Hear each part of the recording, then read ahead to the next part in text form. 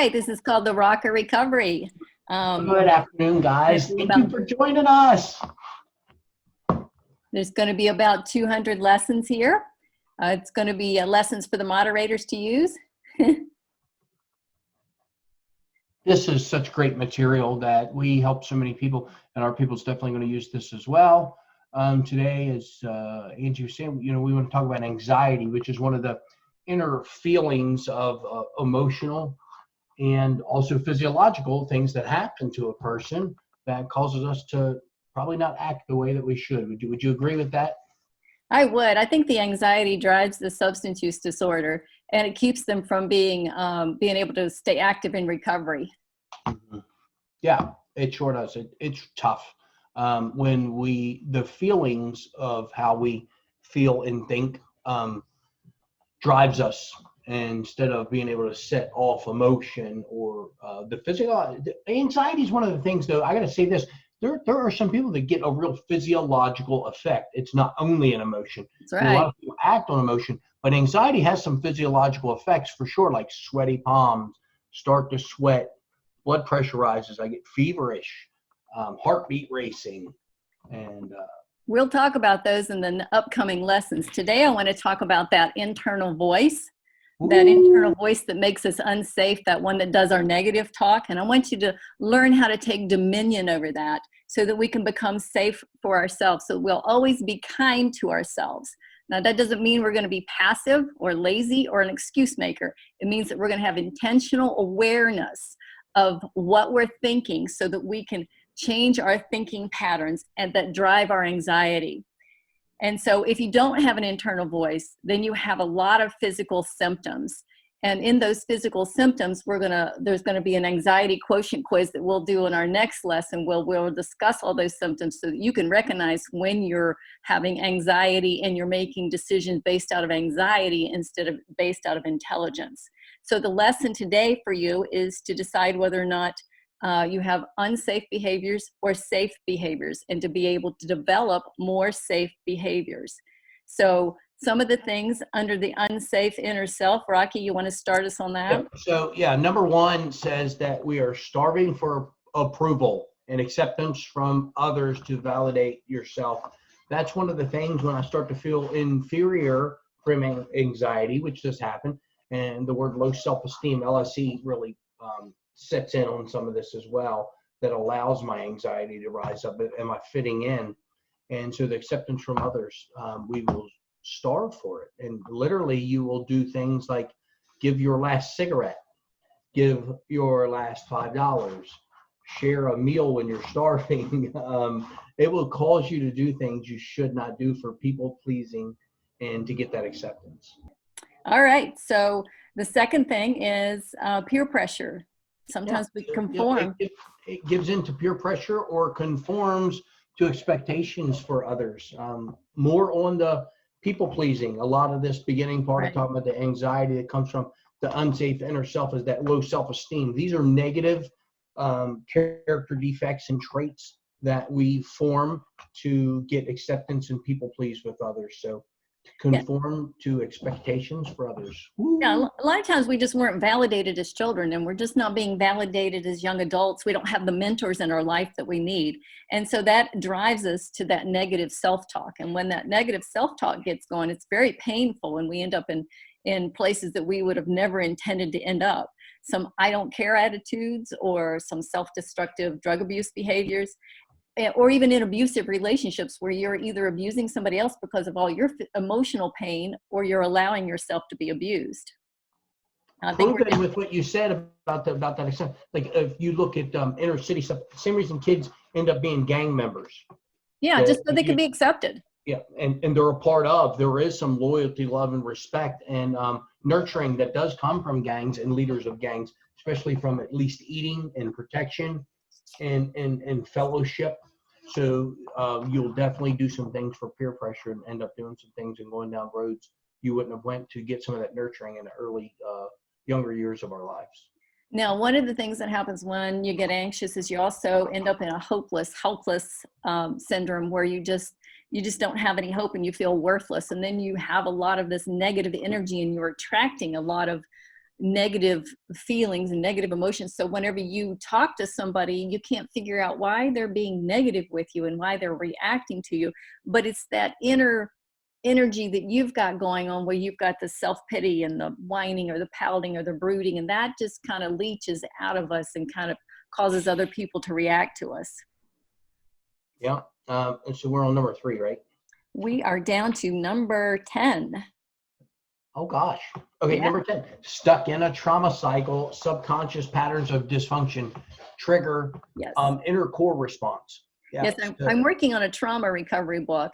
And what I've found is that 95% of our thinking is subconscious. So whenever something happens that triggers one of those trauma wounds, it's automatic, and then our response is exaggerated. So like if I had a trauma wound with being rejected, then if anybody just barely rejects me, just maybe they're having a grumpy day, I'm going to go immediately to those inner core responses, those exaggerated emotions like self-pity and whining and grieving or anger or fear. I'm going to go real intense in those emotions. And instead, what we're going to learn how to do through this series is how to retrain that inner core, so you're not always being traumatized by simple things, but you go back and you deal with those underlying traumas. Yeah, exactly. One of the huge issues in the last 2 years, 3 years, was the proof of early onset traumas that have Right. happened that are indicators for addiction. That Right. It seems like you said in the high 90s, 98% or something of all Right. people that end up with addiction have had some kind of trauma that it's been unsettled that allows them to have negative outlets into their futures. And for many of us, that's alcoholism and addiction. I'd found personally there's a high number of 60 to 80% that were sexual misconduct traumas with men and women.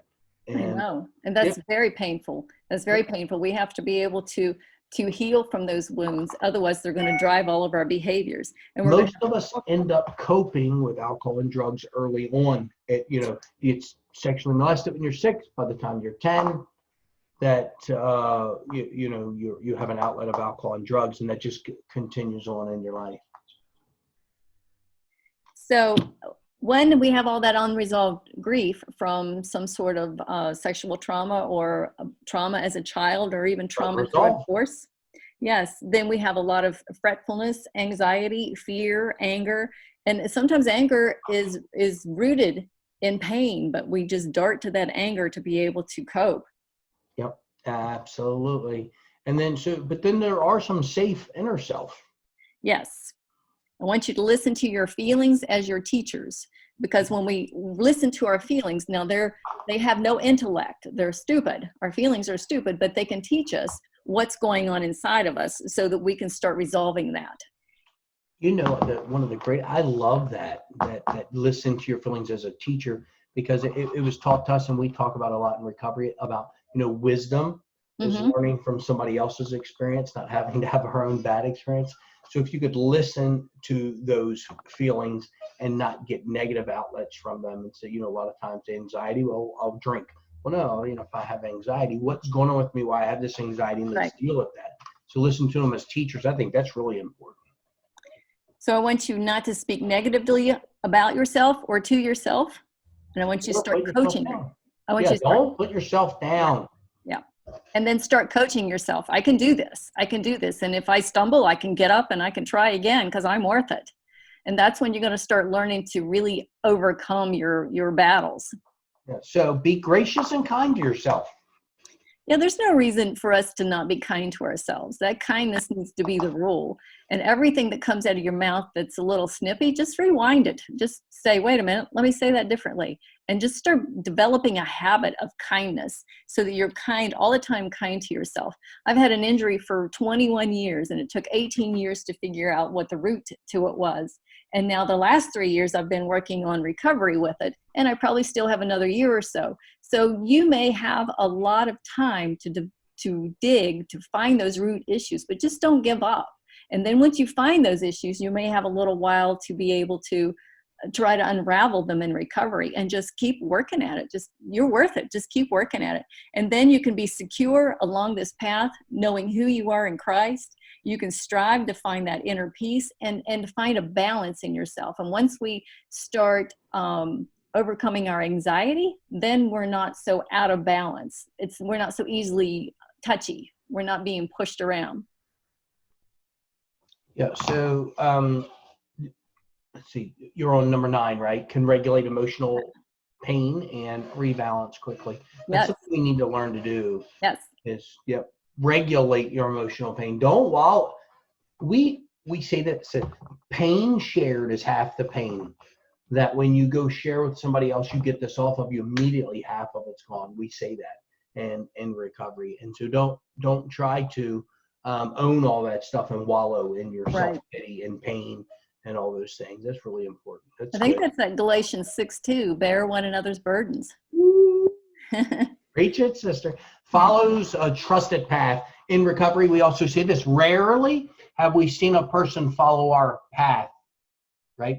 Rarely have we seen a person fail who has thoroughly There you followed our go. path. So you Right? gotta reach out to those guys that know what they're doing. It's a trusted path. Listen, when you're watching guys that are 3, 4, 5, 10, and 20 years sober, they're all doing the same thing. There's a path, not pathways, not many different things. There's a path that these guys are following, that there's some common denominators about all the things that all them guys do. 12 steps related, God related. So follow a trusted path. So we're going to start developing coping skills, and then we're going to build communities and friends, and we're going to practice humor. We're just going to laugh and we're going to have fun. I love hanging out with Rocky because he's got such a free spirit. I mean, he just laughs and he has fun and he plays and he enjoys life. And if you hang out with people that enjoy life and that know how to be funny, then you cannot be so serious and stuck in your head with a lot of anxiety. The big book says we are not a glum lot. We are not a glum lot. Like you're supposed to have fun at this. It shouldn't be drudgery. Like the struggle is not real. Like we were born to thrive, not just survive. And so yeah, definitely have some fun at this. Enjoy life. Have some fun.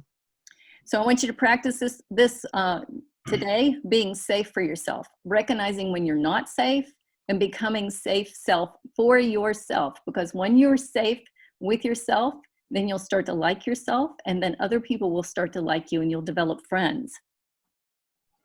Yeah. So one of the things I would say with that is like make decisions for your future. Are these things like when I deal with my pain, when I'm dealing with my trauma, a quick outlet is this, or to make me feel better, I'll feel bad about myself and those things. But those decisions that I really want for my future. So make sure you're thinking about, are these things that are really going to benefit my future? Right. Now, the other thing is that I want you to learn the principle of laying your burdens down.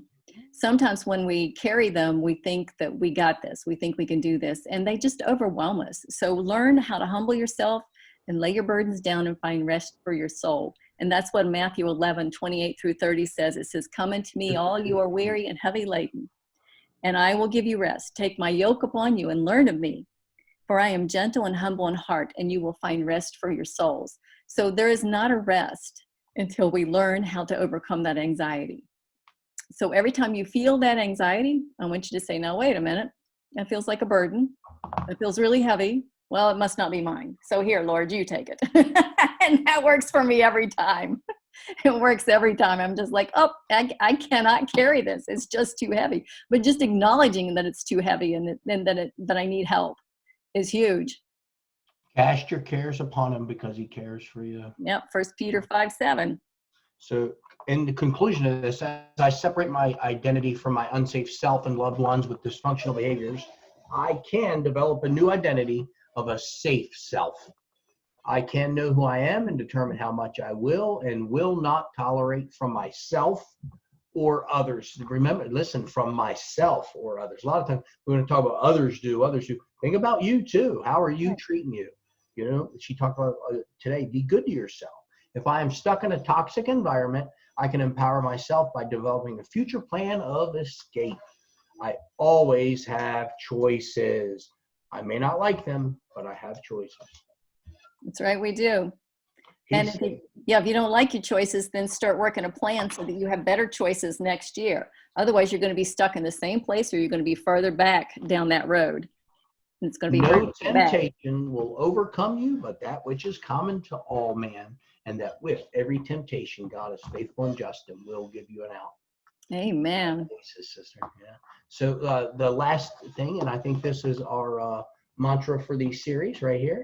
If you want to say this with me, Ange, the Lord Lord is is my my rock rock and and my my fortress fortress and and my my deliverer, deliverer, my my God, God, my my strength, strength, in in whom whom I I trust. trust. That is the Psalms deal right there. 18:2.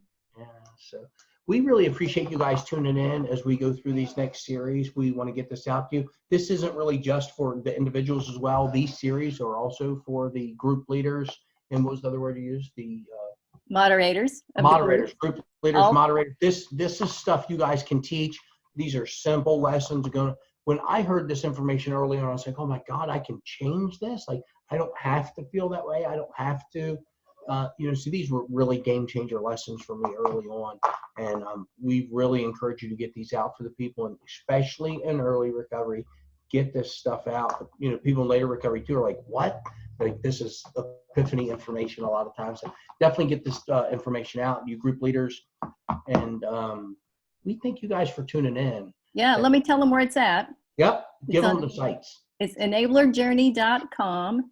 And under Rock of Recovery, you'll find 6 lessons already posted: the unsafe self and safe self, anxiety quotient, which we'll work on later, emotional roller coaster, the obsessive versus trusting prayer, and a helpless trap, which is like a victim mentality, and the prison camp of anxiety. Those are the ones that I've got up so far, and there's going to be a couple of hundred of them. So let's just keep working through these so we can get recovery.